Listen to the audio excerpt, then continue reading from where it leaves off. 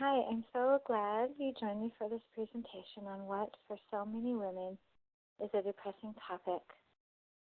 My desire is that by the end of this presentation, you will have learned a new way to look at postpartum mood disorders and find some hope. What images come to mind when I say the phrase mentally ill? What does that person look like? How do they speak and act? What about psychotic? What does that person look like? How do they behave? I want you to keep those words and images in mind as I share a fraction of my experience having postpartum mood disorders with you. See if they match up, okay?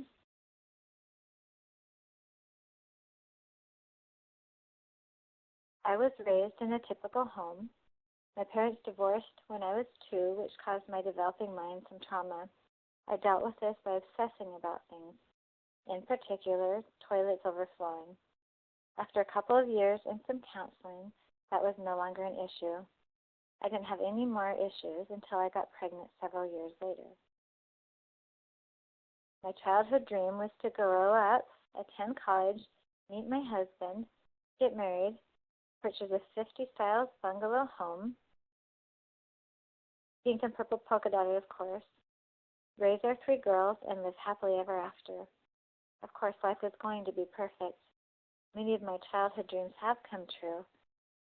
Life has not been perfect, though. We've had our share of trials. The most trying of all has been my struggle surrounding the birth of our children. As newlyweds, we moved across the country to Indiana so my husband could finish school. I became pregnant and was over the moon with joy. I didn't know much about being pregnant and the risks involved. As far as postpartum depression went, I knew it existed. I had also heard stories of my husband's grandmother and her possible postpartum psychosis. That's it. I had no clue the struggles I would soon face. During my pregnancy, I had a full-time and part-time job. I volunteered in an elementary school. My husband and I had friends we hung out with. We participated actively in church and volunteered at the retirement center. When I wasn't occupied with those activities, I longingly dreamed about life with my baby. I lovingly made her a beautiful nursery and filled her closet with darling girl clothes. I was in complete love with this sweet little one growing within me, and I was so happy, happier than I'd ever been. On the outside, things appeared to be fine, and I thought they were. I was oblivious to the darkness that was coming. I recall one night very vividly. I must have been 5 or 6 months along. I woke up, and the strange thought came to my mind to harm my husband and myself. I was horrified and completely dismissed it, supposing it was just a fluke. I don't recall any other disturbing thought processes during the pregnancy. I continued to be in my own happy little world that I called Tammyland, believing everything was going to be perfectly perfect. Of course, that's not possible because we're all perfectly imperfect. At 28 weeks gestation, out of nowhere, I was rushed to the hospital due to an amniotic sac leak and being 2 centimeters dilated. I had to stay till the baby was born. So there it was. The nursery wasn't done. I hadn't taken any birthing classes. I hadn't packed for the hospital. I hadn't created a birthing plan. I felt out of control and unprepared. And I like to be prepared and in control. After 6 weeks in the hospital, it was time to induce. Remember, I was not prepared to birth nor to bring the baby home. There was so much left undone. I experienced a very frightening, painful, and traumatic birthing. The NICU team was in there. The OBGYN caught my baby, held her up for me to see. At first I smiled, then I felt I didn't like her. She was put on a table and whisked away. There I was, lying on the table, drugged up, cut up, and without my baby, not knowing if she was healthy and well or not. Not at all how I imagined things would go. It didn't even register to me at the time that I had had that horrible negative thought about her. I was not well after that. I put on a facade of interest in my baby. I was numb. I had no clue what was going on, no thought of the future, no idea how bad my mental state was. Strangely, I didn't want to leave the hospital. I felt comfortable there. I didn't know how to live outside it anymore. I cried as I was wheeled out with my child. I was welcomed home by our two kitties into a horribly messy house, not the way I left it. And all I could do was sit on the couch with my baby and sob uncontrollably. I did not know how to cope with my new reality. A couple of weeks later, we brought Janaea back to the hospital to have her hearing tested. As we left, I overheard the nurses joking that a mother they cared for wanted to leave her baby at the hospital. To me, that was no joke. I seriously wanted to leave her there and go back to life as it was before. Of course, I kept all these feelings inside. Janaea had colic. She cried 12 to 14 hours a day for the first few months of her life, and I cried too. On top of that, I couldn't sleep or eat. I didn't know what to do with myself, let alone what to do with the baby. The seriousness of the situation hadn't hit me until just a few days after we brought Janaea home. Horrifying, graphic images flew into my mind out of nowhere. Anything to trigger one. I was scared to tell anyone for fear CPS would come and take my baby away. Deep down, I wanted her. I deeply loved her and was concerned for her safety and well-being. There was just something I could not control. My mind. One afternoon, I vividly remember I was in the hallway, and just like you hear my voice speaking to you now, I heard an audible voice. I thought I had gone mad and that the devil was talking to me, but I couldn't figure out how. I live a very clean life, and I don't know where that kind of spirit would have come from. That hallucination was a serious danger sign. I decided I could not go on like that because something terrible might happen. I had to tell somebody. I told my husband. I knew he would understand. I heard stories of Paul's grandmother and her possible postpartum psychosis. She had 3 little boys very quickly, one after another. She was far from family, and a few weeks before she died, she spoke of not being good enough for her husband and her babies. Rumor has it that she was depressed after birthing this 3rd child, resulting in both she and the baby dying a tragic death. I had never given much thought to this story because it was too incomprehensible to me. Telling Paul about my thoughts and hallucination was the hardest thing I'd ever had to tell anyone. Knowing my heart and how badly I wanted to be a mother, then to have to admit this, I felt like a horrible person, not worthy of the incredible blessings I had, perhaps not even worthy of living. Paul was very understanding because of what possibly happened to his grandmother. He called the hospital right away, and they told me to see my OB the next day. I did this and was put on Paxil, the smallest dose due to my slim size. It was a quick visit. I didn't feel that I was understood, and I really felt there were no options except for drugs. Then I was assigned to go to counseling. I met with a middle-aged man in a room all alone to tell him what was going on. That was terribly uncomfortable, but I did it. I told him about the auditory hallucinations and the graphic images. He didn't know what to do with me, so he suggested group counseling 8 hours a day, 5 days a week. There were no other options, so that's what I did. At the first meeting, we introduced ourselves and shared why we were there. One person was there due to an eating disorder, another an addiction, another had bipolar disorder, and on and on. And then there was me. I just had a baby. I couldn't control my thought processes. I felt very out of place and not at all understood. I didn't see how this was going to help me. So after a week, I quit. I needed more support than Paul could give, and he needed a break. Family members took turns coming out. Church members brought meals. A couple of ladies were told about what was going on so I could call them for extra help if I needed it. That was what I needed, support, to know others were there if there was a crisis. A few weeks later, Paul had to go back to work and I was alone. I took my medication and communicated openly with my husband. After 4 months, I still had graphic images flashing into my mind. It bugged me, but it didn't worry me. The Paxil did not take the thoughts away. It numbed my feelings. He was my rock, and I could not survive without him. So after experiencing all of that, would you get pregnant again? Well, I did.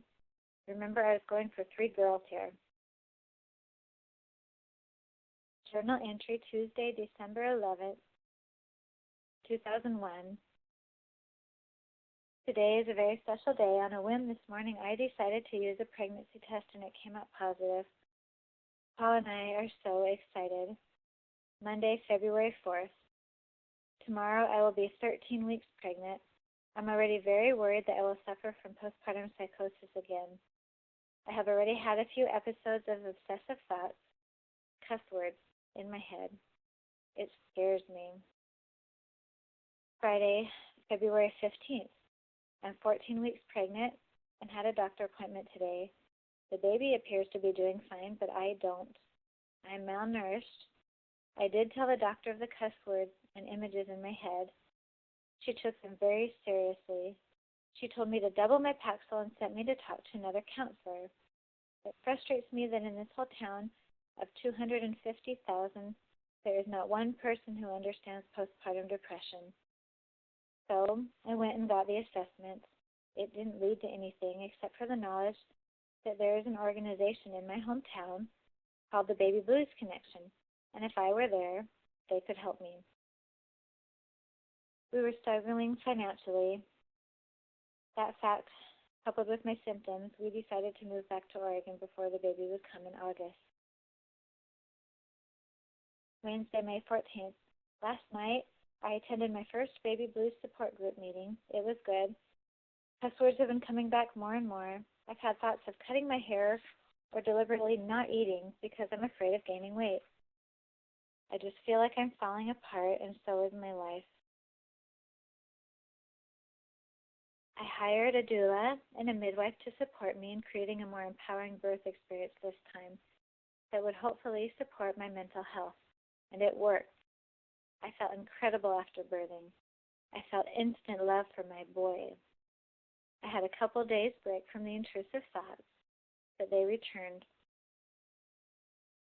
I knew what to do, and I wasn't afraid this time, just frustrated.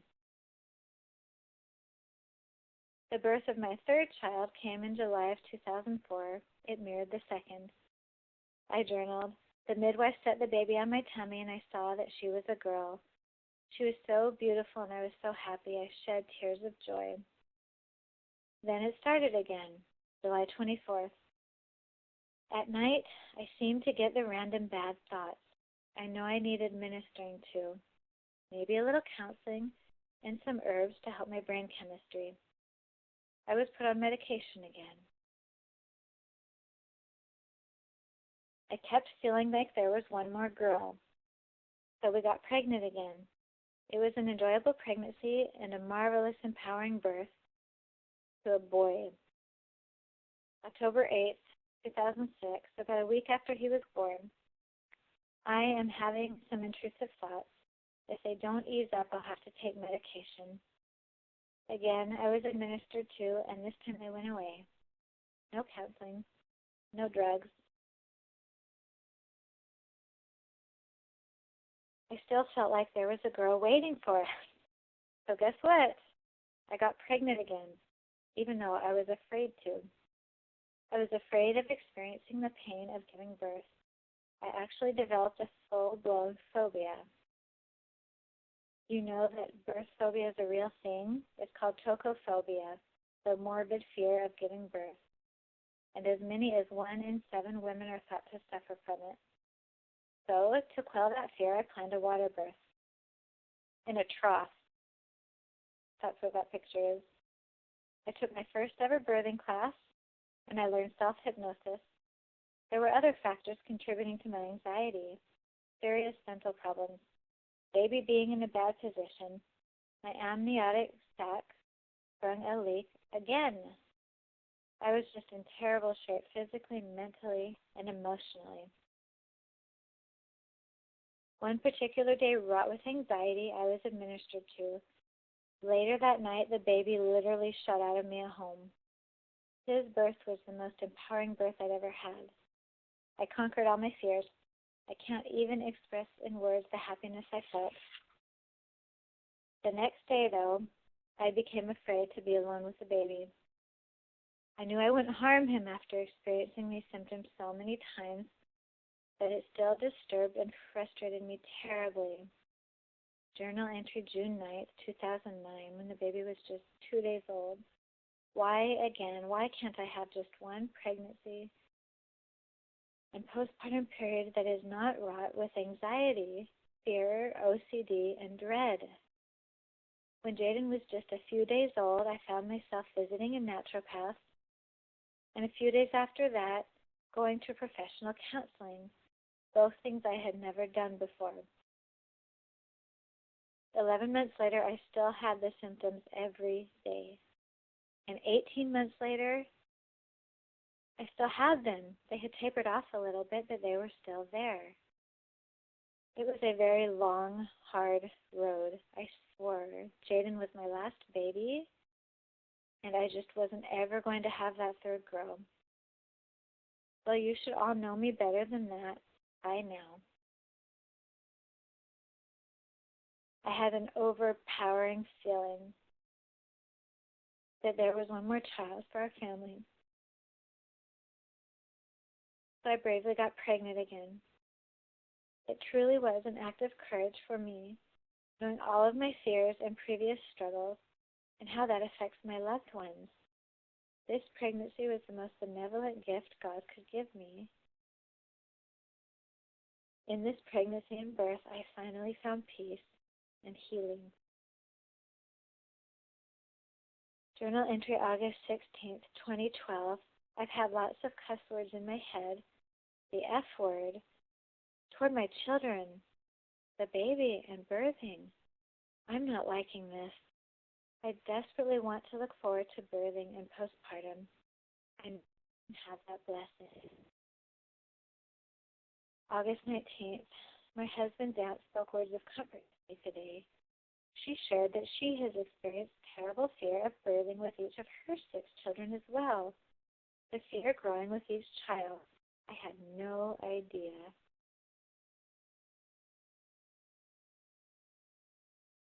Number 6, 2012.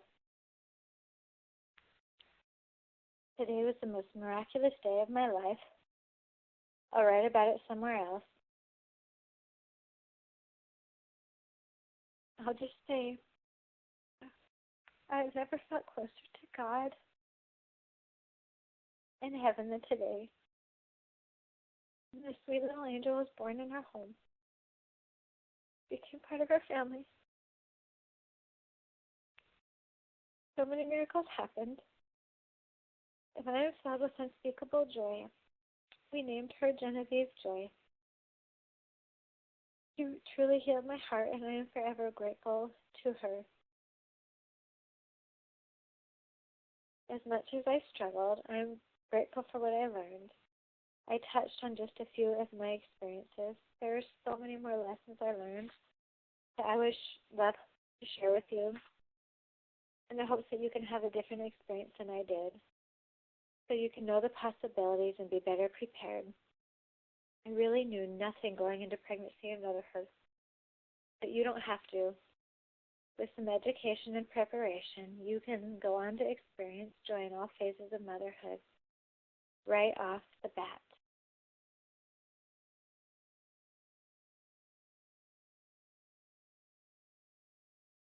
I am a transformational postpartum depression coach.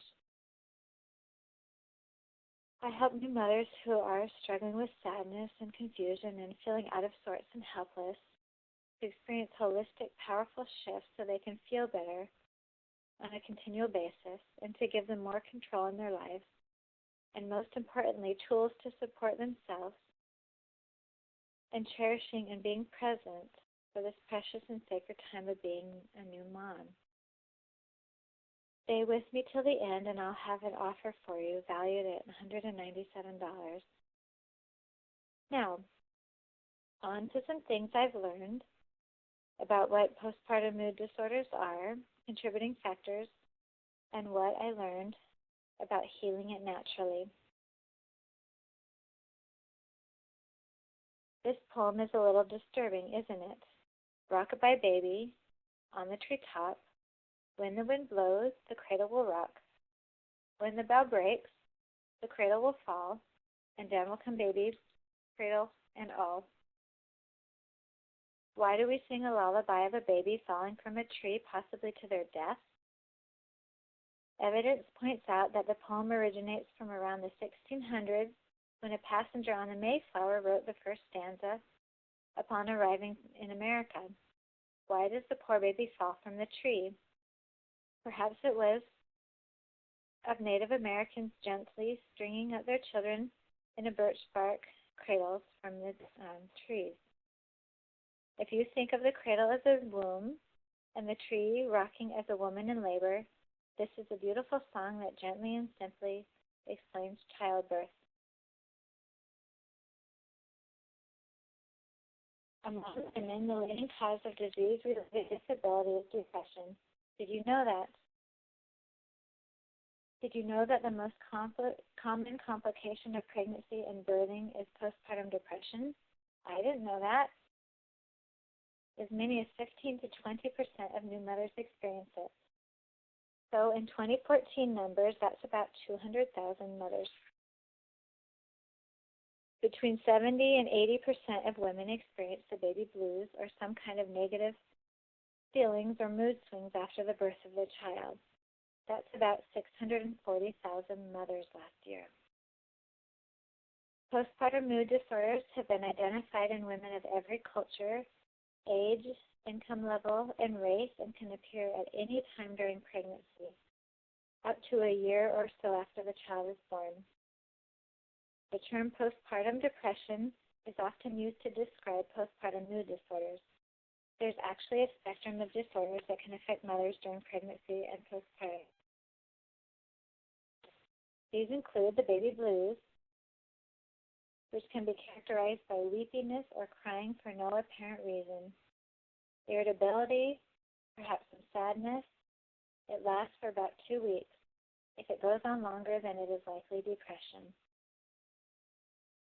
Postpartum depression can be characterized by crying, anger, guilt, lack of interest in the baby.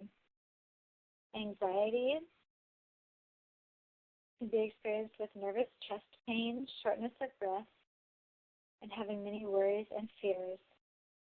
Postpartum panic disorder is characterized by recurring panic attacks, chest pain, and perhaps heart palpitations. Postpartum OCD is the most misunderstood and misdiagnosed of all. Obsessions called intrusive thoughts or mental images related to the baby are common. Compulsions are where the mom may do certain things over and over again to reduce her fears and obsessions. The mother has a sense of horror about these obsessions. Postpartum post-traumatic stress disorder often happens after a traumatic childbirth, and there is a reoccurring of the trauma. There might be anxiety, a sense of detachment, irritability, difficulty sleeping, and hypervigilance. And then postpartum psychosis is where the mother has delusions or strange beliefs, perhaps hallucinations when she sees or hears things that are not there, confusion, disorientation, paranoia, difficulty communicating, and perhaps some rapid mood swings.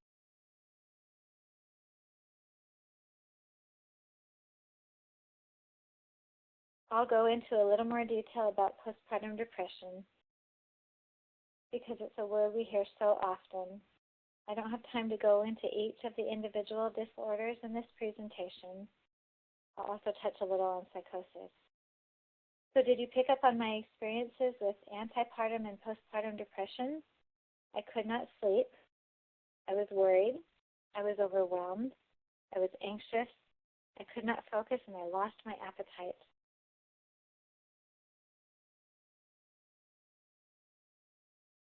I felt hopeless, like I could never heal. I felt guilty and worthless for having the thought processes I was having, for not being able to cope with my new reality. I was numb, and I did not know what to do with the baby. Do you think I was experiencing depression as well as OCD? Yep, I was in bad shape.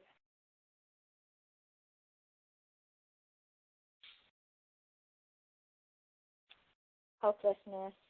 I just want to disappear, to swim down into the cool depths and hide. How many of us feel like that?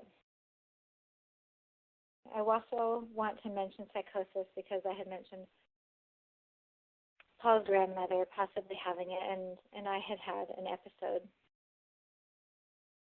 And psychosis is very misunderstood, and it's a very serious condition. Postpartum psychosis occurs in approximately 1 to 2 out of every 1,000 births, or 0.1% of births. The onset is usually very sudden, most commonly within the first 2 weeks, and that's according to Postpartum Support International. I had mentioned some symptoms previously. I experienced delusions and hallucination. The case of psychosis that stands out most in my mind is that of Andrea Yates, the mother, it must have been in 1999 or the year 2000, who took her 5 young children's lives. She was being treated, and she had gone off her meds, and she was left alone with the children when she should not have been. She experienced a major break from reality, and in her psychotic state, the delusions and beliefs made sense to her. They were religious in nature, as is often the case with psychosis.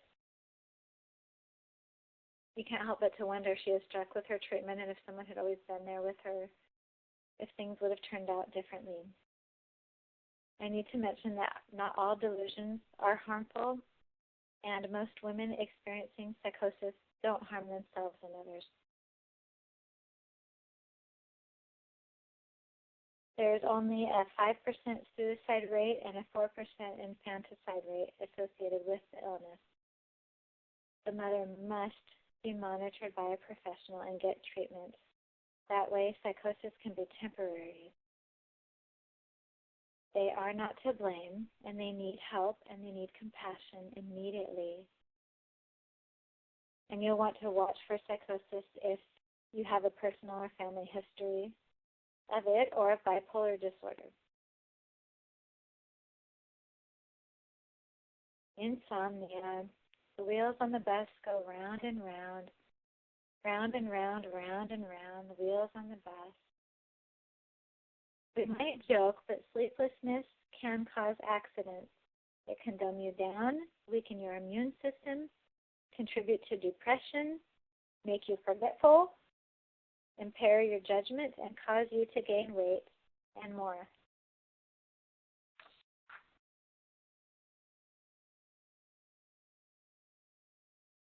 I want to be very clear on 3 things. I am not claiming to cure, prevent, or treat your postpartum mood disorders. If you are under a doctor's supervision, please consult with them before making any changes. My role is to teach you ways that you can support the body and mind. I'm simply sharing my experiences and the knowledge I have gained. I hope that you'll see how living a wellness lifestyle, which I'm going to talk about pretty soon here, helps prevent and even cure the illness. I am an advocate for health overall. What risk factors did you pick up on when I shared my story? Just to note, the single greatest predictor of postpartum depression is a previous episode of postpartum depression. Other contributing factors can be a family history of mood disorders. Poverty is a contributing factor.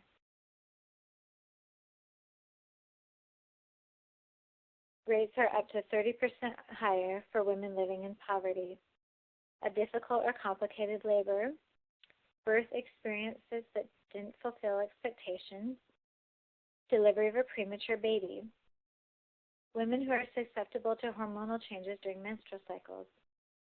There are also certain personality types that are more vulnerable to PPD. For example, the type A personality, the woman who likes to be in control, and also the dependent type woman. Stresses in your life, major ones like a recent move, and also babies with difficult temperaments can contribute to developing postpartum mood disorders. And there are more factors than these. These are mostly the ones that I have experienced, and a lot of the mothers I've worked with have also experienced. Expectations versus reality. In my mind's eye, I see myself sauntering around New York City, window shopping perhaps. My hair is long, and my mood is carefree, and I have lots of cash. But in real life, I'm plodding through the grocery store with a baby strapped to my chest. My hair looks like beets, and I'm broke. I forgot to cross that cuss word off. I apologize for that. This is what I call the wellness pyramid. In order to be well, we need to have certain needs met. For eating right, which is the very foundation of all health and wellness, we need to meet our body's nutritional, vitamin, and mineral needs. Most of us here in America don't. Dietary deficiencies create a biochemical imbalance within the body, which can lead to a negative mood state. It also leaves us without reserves to meet life's challenges. Exercise is the next step. Exercising reduces our stress, improves our mood, clears our head, detoxifies us, energizes us, and helps us maintain a sense of overall well-being. Now, I've talked about the importance of rest. As for stress, we need to find techniques to deal with it, because stress can literally kill us.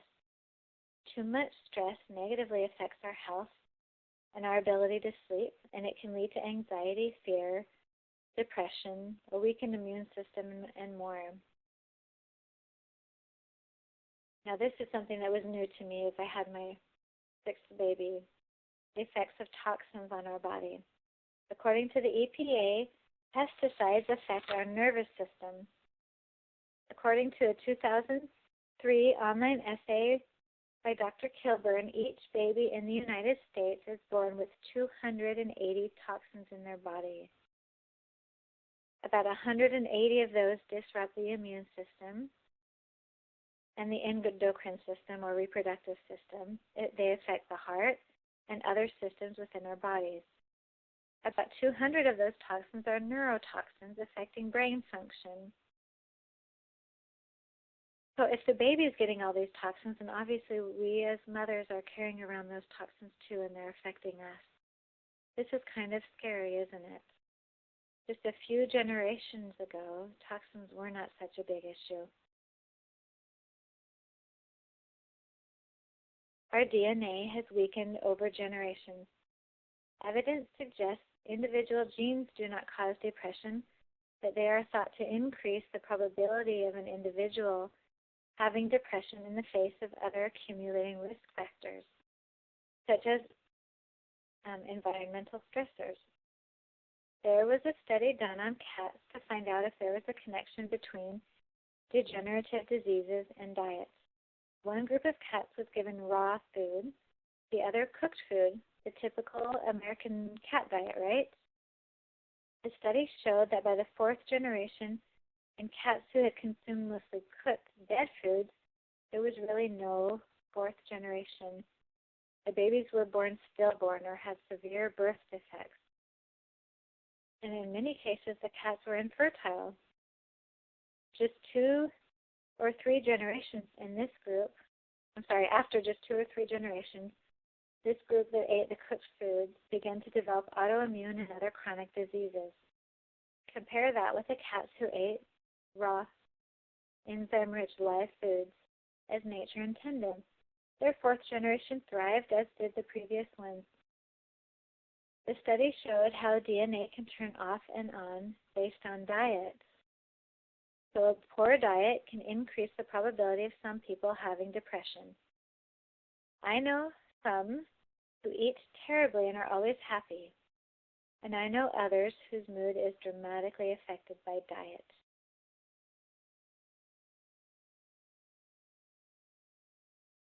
What is the nervous system? The nervous system is the control system and set of communication for the body. The nervous system is made up of nerves, the spinal cord, and the brain. The nerves control everything we do. They carry messages that tell us to move, to breathe, to feel, and to think. Nerves run to the muscles, organs, heart, lungs, blood vessels, brain, and even to our teeth and skin. As I'll talk about later, essential fatty acids, calcium, and magnesium support a healthy nervous system. What is a neurotransmitter? From psychology.com, a neurotransmitter is a chemical messenger that carries, boosts, and modulates signals between neurons and other cells in the body. So a neurotransmitter is a messenger that is vital to our functioning. And if I remember what I read correctly today, I think we have about 30 neurotransmitters, and there are certain ones, like dopamine, serotonin, and others that I can't say, that contribute to our mood management. I just want to mention a little bit about the complexity of the brain. Stay with me and you'll see where I'm going with this. There are about 100,000 miles of blood vessels in the brain. If stretched out, they would circle the earth more than 4 times. The blood-brain barrier keeps damaging substances from entering the cerebrospinal fluid and reaching the neurons in the brain. Only a small size, typically lipid, meaning fat, soluble molecules are allowed to pass through this barrier. They must be less than 800 AMU. Essential oils are oxygenated carbon compounds that come from plants. At 500 AMU, they are small enough to cross the blood-brain barrier. They are also very quickly absorbed and carried through the bloodstream, serving all 100 trillion cells in our body within just minutes. I mention this because essential oils, number one, they are easily utilized by our body because they are essentially of the same makeup. Our body recognizes them, and they support the body in detoxifying. They support an emotional response, and they're free of side effects. And there's a report that I have the link to at the end of this presentation where I have additional resources that talks about essential oils and how they compare with pharmaceuticals. And I'm throwing this out there because both have a place, I think, in maintaining our health and wellness.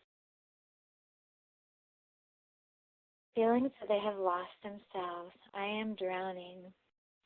Ever since my water broke, there has been a deluge, and I'm swept away in its rapids. I am now the sleepy subordinate of an infant named Hayden. How many of us feel this way?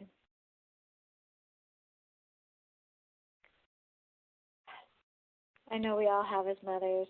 And just to note, I just now noticed I spelled themselves wrong. So none of us are perfect, even when we're making presentations.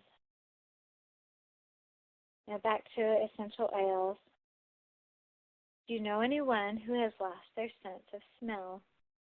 I do, and actually this woman lost her sense of smell as a side effect from a pharmaceutical that she was taking. Anyway, our sense of smell can alert us to danger.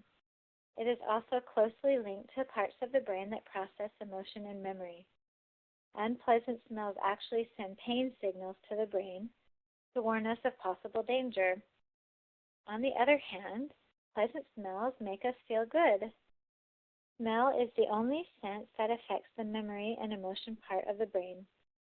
When you smell something, those molecules go directly into the limbic system where memories and emotions are stored and recalled, and that creates an immediate emotional response. Do you have a smell that brings back memories? Well, now you know why. I like to smell wild orange essential oil to recenter me when I'm having a rough day.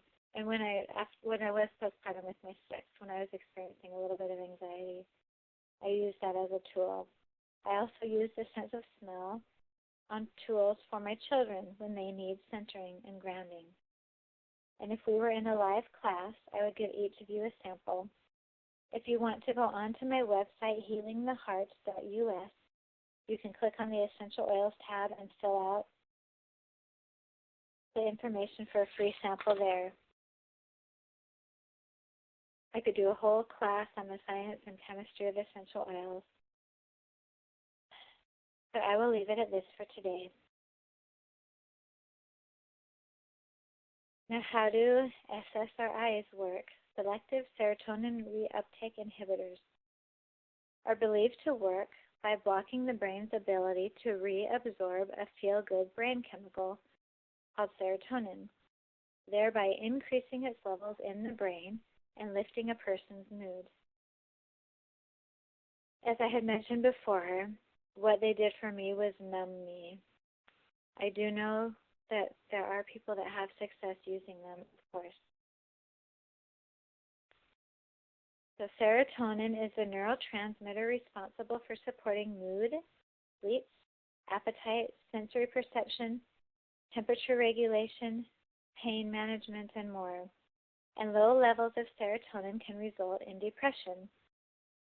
To make serotonin, our body uses food rich in B vitamins such as brown rice, chicken, corn, eggs, green leafy vegetables, and foods rich in calcium like almonds, leafy green vegetables, and seeds, magnesium, which can be found in leafy green vegetables, brown rice, seeds, shrimp and salmon, and tryptophan, which is an amino acid found in turkey, soy-based foods, peanuts, and almonds.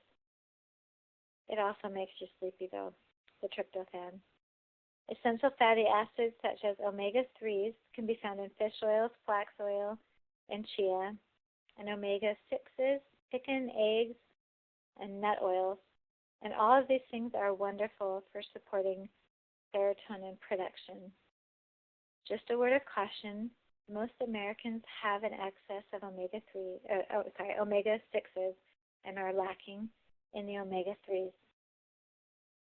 There are natural ways to increase your serotonin level. Adrenal glands produce hormones that help regulate our body systems. They are located on the top of each kidney. Stress causes them to weaken, and if they are weak, they cannot release the hormones like they should. A few ways to support adrenal health are to eat a healthy diet full of B vitamins, probiotics, and fatty acids. And I would cut down on the coffee because it is a stimulant, and it causes wear on the adrenal system. The liver helps to digest fats and nutrients. It also helps detox, among over 500 other tasks. If your liver is not working well, then your nutrients won't be properly utilized, and you'll increase your body's toxicity. To support liver health, you can use rosemary as it helps cleanse the blood and flush toxins from the liver, and peppermint stimulates healthy bile flow from the liver. Now, this is something I was very excited to learn about with my sixth pregnancy, probiotics. These little guys, probiotics, which means pro-life, help reduce the growth of harmful bacteria and promote a healthy digestive system. 95% of serotonin is produced in the intestine. Did you know that? I had no idea all these years.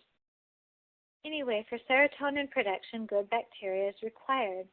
Probiotics consume yeast, which then extracts the most bioavailable form of vitamin B. B vitamins are good for the nervous system and help reduce anxiety. Over-the-counter B vitamin supplements can actually increase your anxiety because the body doesn't recognize it. Probiotics help you break down food into nutrients. If the probiotics are lacking, your mood can go up and down because of the lack of conversion into bioavailable nutrients. Are you coming to realize that our body simply needs certain tools to work and to be at optimal performance? Very exciting to me. Omega-3s. I also found this knowledge very interesting when I was taught by my naturopath during my 6th pregnancy. 70% of the coating on the nervous system is made of fats and healthy cholesterol. That's why they are so important to pregnant women and those struggling with depression. The nervous system coating is called the myelin sheath.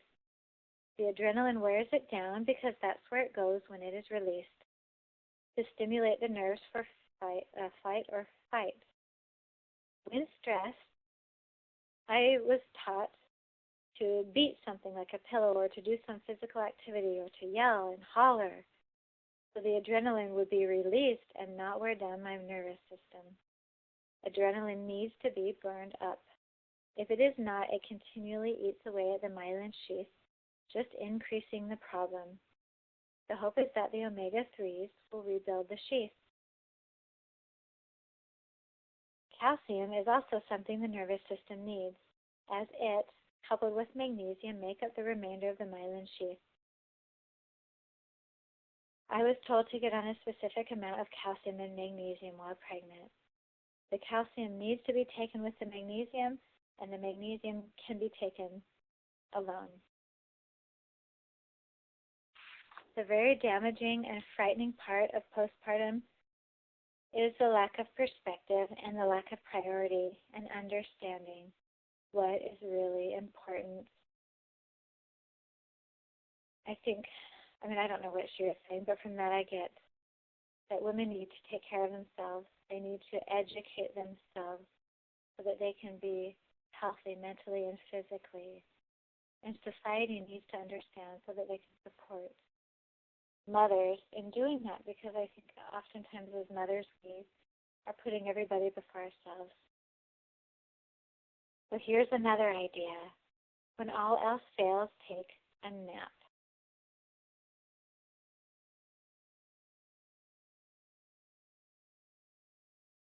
So healing will take time. The best way I have found to do it is by forming simple habits, just 1, 2, or 3 little habits at a time that are easy to do or easy not to do, and this will get me progressing toward homeostasis again. So here are a few ideas. Drink 2 cups of water in the morning with lemon to detox, or exercise to detox just a few minutes. Number 2, take time to do something just for you each day, even if it's just 5 minutes in the shower or eating a piece of chocolate, anything to nurture yourself. Healthy, of course, okay? And the third thing, add some vitamins to your regimen. Perhaps omega-3s, calcium, magnesium, and probiotics would be a good place to start. So do you see how these 3 little things can be quick and easy? You understand how much of a difference they can make in your well-being. I hope so. They made a huge difference for mine. Remember, you are not alone. This is not your fault, and with help you will get better. And that's what PSI shares, and I love what they say. Nobody could say it better than that. So when in crisis, smell something that you love to get an immediate emotional reaction. You can get a vial and keep it in your pocket. You can get an aromatherapy necklace. You can just have a spray that you spray on you. Do one thing to nurture yourself each day at the very minimum, even if it's only for a few minutes. And make 1 or 2 small improvements in your health. And I give you permission to take that nap and to allow the house to be less than perfect. If you feel bad about that, imagine my house. I have 6 children. We homeschool so they never leave. They're always getting into stuff. I hope that makes you feel better.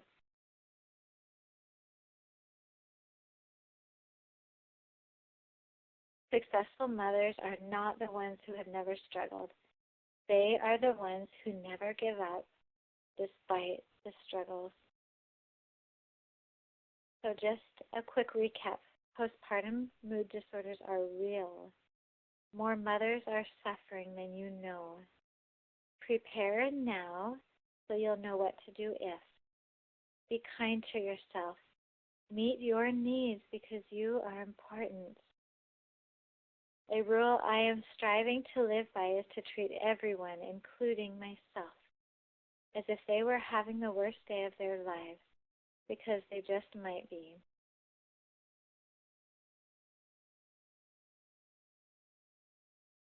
Now, my gift to you is a PPD breakthrough session where we will create a crystal clear vision of your ultimate motherhood experience.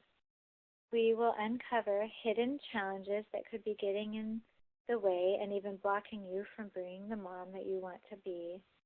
I want you to leave the session feeling renewed and empowered, and to know that you can do this.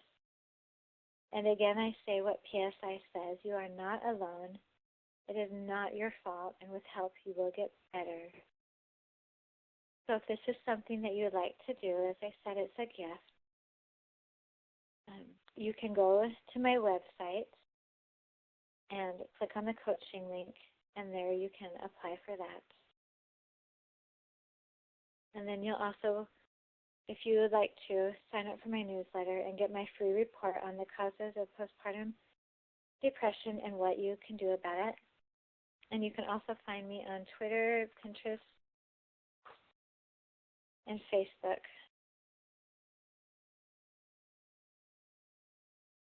And if you want to look more into this, thankfully now there are a few resources out there. Postpartum.net is Postpartum Support International's website.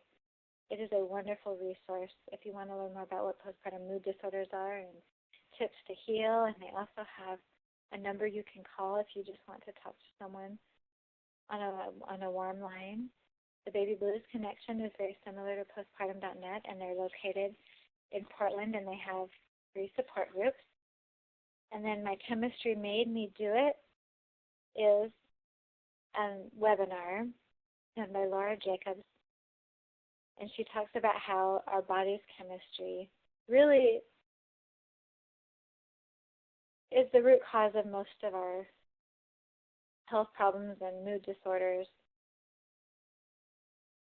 And the gut feeling is another good resource, and why oils heal and drugs don't is the report that I had mentioned earlier about comparing how essential oils work and how drugs work.